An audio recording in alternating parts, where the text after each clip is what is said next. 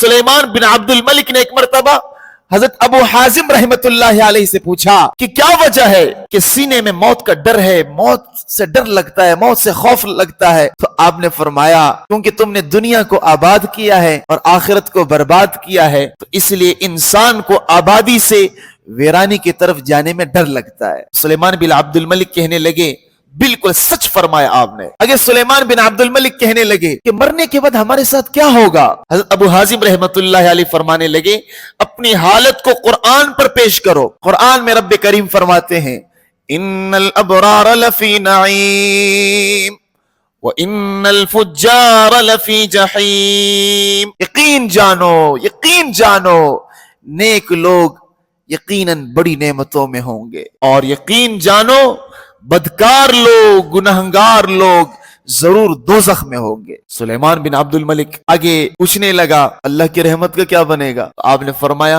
अल्लाह की रहमत तो नेक लोगों के करीब होती है। कुरान में रब ने फरमाया इन्ना रहमतल्लाहि करीबुम मिनल मुहसिनीन, अल्लाह की रहमत नेक लोगों के करीब है।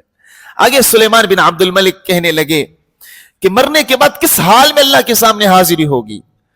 तो आपने फरमाया जो नेक लोग हैं, नमाज के पाबंद है, आज अपने आप को शरीयत पर खपा दिया है, ये लोग जब अल्लाह की बारगाह में पेश होंगे उनके सीने खुशियों से भरे हुए होंगे, ऐसे पेश होंगे जिसे कई अरसा अगर कोई आदमी बाहरी जिंदगी गुजारे और अपने घर की तरफ अभी आने वाला हो तो सीने में कैसी खुशी होती है, औलाद देखने की कैसी तमन्ना होती है, बीवी देखने की कैसी तलब होती है, माँ बाप की दीदार के लिए सीने में कैसी बेचैनी होती है, कैसा आदमी खुश होता है कि अभी अपने बच्चे देखूंगा, घर देखूंगा, माँ बाप देखूंगा।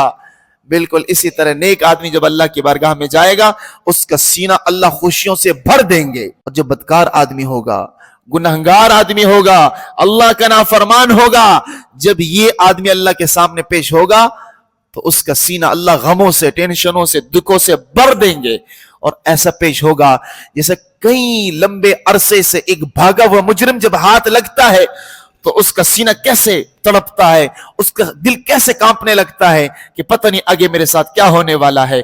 मुजरिम आदमी, गुनहगार आदमी इस डर के साथ, इस खौफ के साथ, इस दहशत के साथ अल्लाह की बारगाह में पेश होगा।